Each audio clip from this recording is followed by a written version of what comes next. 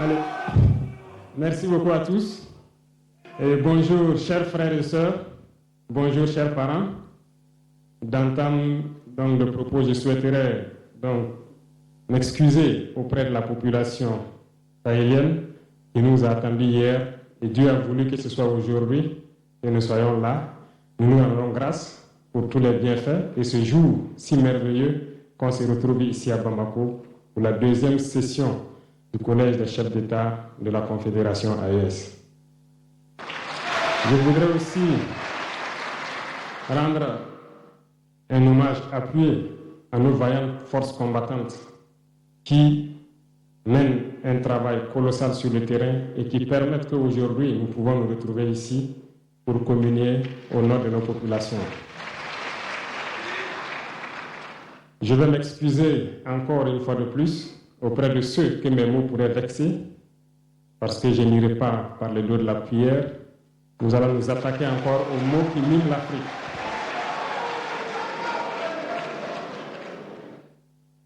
Vous avez certainement tous déjà entendu parler du printemps arabe.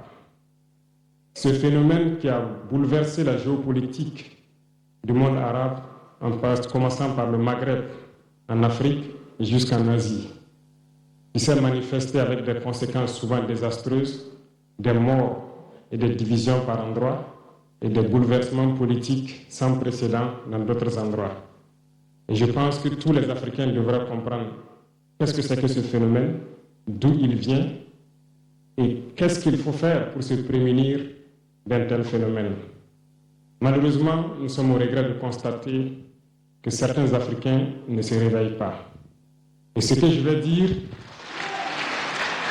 n'est que ma pensée à moi, mon analyse, c'est qu'il y a quelque chose qui vient sur l'Afrique de l'Ouest, que j'ai appelé l'hiver noir. L'hiver noir arrive. Il sera un hiver très froid, un hiver sanglant, un hiver meurtrier. Vous allez me poser des questions, pourquoi? Eh bien, en fondant la Confédération de l'AES, nous avons senti ce froid venir. Et tous les jours que Dieu fait, nous nous évertuons à trouver des troncs d'arbres pour allumer un feu qui va réchauffer le cœur des Africains, un feu qui va réchauffer les mentalités et le sang des Africains pour nous unir autour. Nous nous sommes évertués également à faire la chasse aux loups pour essayer d'utiliser leur peau pour faire des manteaux pour nous protéger du froid de l'hiver. Nous nous sommes évertués à construire des montagnes, de grandes montagnes pour briser le vent de l'hiver qui devrait s'abattre sur nos communautés. Malheureusement, force est de constater que certains Noirs sont là tous les jours à arroser nos troncs d'arbres d'eau fraîche pour qu'ils ne puissent pas brûler. Ils se transforment en loups ou font en sorte que nous, chercheurs de loups, nous ne puissions pas surprendre le loup. Lorsque nous voulons construire nos montagnes, ils brisent les cailloux pour que nous ne puissions pas arriver. Pourtant, l'hiver arrive.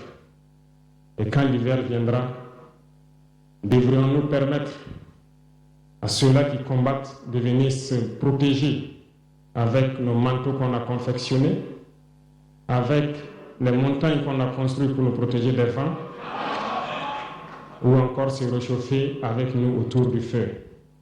Telle est la question qu'il faut qu'on se pose. Qu'adviendra-t-il donc du panafricanisme quand l'hiver viendra? L'hiver viendra parce que la guerre se transporte en Afrique de l'Ouest. Les impérialistes font tout pour mettre l'Afrique de l'Ouest à feu et à sang. Mais du sommet de l'État jusqu'à certaines populations, soit nous faisons semblant de ne pas voir venir le danger, ou bien nous sommes nous-mêmes complices de ce qui va arriver.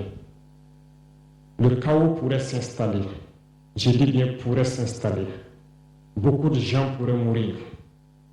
Nous allons nous entretuer de manière tellement atroce que pendant ce temps, ils seraient là à piller nos richesses, à imposer leur volonté. Et ceux qui vont survivre de cette tragédie n'auront que deux choix. soit s'unir pour toujours contre l'impérialisme ou se résumer à être des esclaves jusqu'à disparaître. Il faut donc se prémunir de l'hiver noir qui vient. Nous ne pouvons pas comprendre que les Noirs en Afrique de l'Ouest ici prient Dieu que les terroristes tuent des populations noires. Nous ne pouvons pas comprendre que des chefs d'État lâches se cachent derrière des médias, soi-disant médias, pour décourager, insulter, activer la haine entre les populations.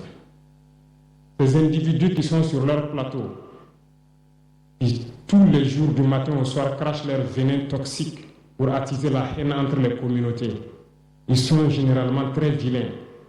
Avec leur gueule de musaraigne, ils ne savent que faire cela. Regardez-les bien. Ils sont là avec des yeux de drosophiles sauvages. Tous les jours, c'est cracher du venin. Ils cherchent à diviser les communautés. Sur les réseaux sociaux, ils sont là et ils sont nombreux. Pourquoi est-ce que nous, Noirs, cherchons à cultiver la haine entre nous? Et par hypocrisie, on se dit frère. Il faut que nous puissions nous dire la vérité de manière très crue, quitte à ce que ça vexe, on va s'excuser, mais il faut que nous nous réveillons. Pourquoi est-ce que le noir est comme ça? Pourquoi est-ce que nous ne pouvons pas voir le danger venir, nous unir et nous prémunir? Pourquoi est-ce qu'il faut que par nos comportements, nous allions affronter ces dangers qui risquent de nous décimer? Mais d'autres ont fermé les oreilles, ils font semblant de ne pas entendre la politique de l'Autriche. Des peuples se complaisent dans la colonisation. Ils aiment cette domination. À peine s'ils n'appellent pas les impérialistes, venez nous coloniser. Nous aimons être vos esclaves. Nous nous posons souvent des questions lorsqu'on voit les réactions. Ces pseudo-intellectuels décérébrés qui sont là à longueur de journée à entamer des débats en toute indignité, en toute malhonnêteté, comme s'ils ne voient pas la réalité des exemples qui se présentent à nous. Il y a plein d'exemples. Lorsque la démocratie fait certaines choses contraires aux règles même qu'elle s'est fixées, ils ferment les yeux là-dessus. Mais ils sont prompts à nous appeler jeunes ou putschistes. Mais soyez sûrs d'une chose, nous sommes unis et nous resterons unis. Et nous devons ouvrir les yeux. L'AES va évoluer. Tout n'est pas forcément rose. Tout ne peut pas aller au rythme que nous souhaitons. Mais nous avançons sereinement et nous allons arriver à notre objectif. Et quand viendra l'hiver, si il faille que nous passions par l'hiver pour être libres, pour être unis, nous prions Dieu qu'il en soit ainsi et qu'il protège nos populations. Sinon, une chose est sûre, l'AES vaincra, l'AES grandira. Restez sereins parce que nous avons confiance en nos populations. Nous avons confiance en vous, que vous compreniez qu'aucune manipulation ne peut aujourd'hui nous diviser entre nous. Aucune manipulation ne peut nous amener à haïr d'autres personnes. Aucune manipulation ne doit nous amener à riposter d'une manière violente, physique, face à ces individus qui n'ont absolument rien compris. Restez sereins, ne ripostez pas physiquement, nous riposterons par la communication jusqu'à ce qu'ils changent eux-mêmes de mode d'action et nous allons aussi riposter en fonction du mode d'action. Restez sereins, Dieu protégera l'AES. Dieu vous protège tous, toutes les populations de l'AES. Dieu vous accompagne tous dans vos objectifs. Et Dieu, qui est si juste, se bat pour ceux qui se battent. Nous nous battons.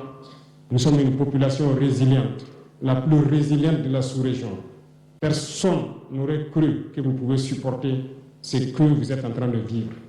Nous allons vaincre le terrorisme, nous allons nous développer et nous allons nous affirmer. Nous allons avoir notre place dans le concert du monde. Que Dieu bénisse l'AES, que Dieu bénisse notre population résiliente et résistante, que Dieu nous unisse davantage, la patrie ou la mort, nous l'attendons.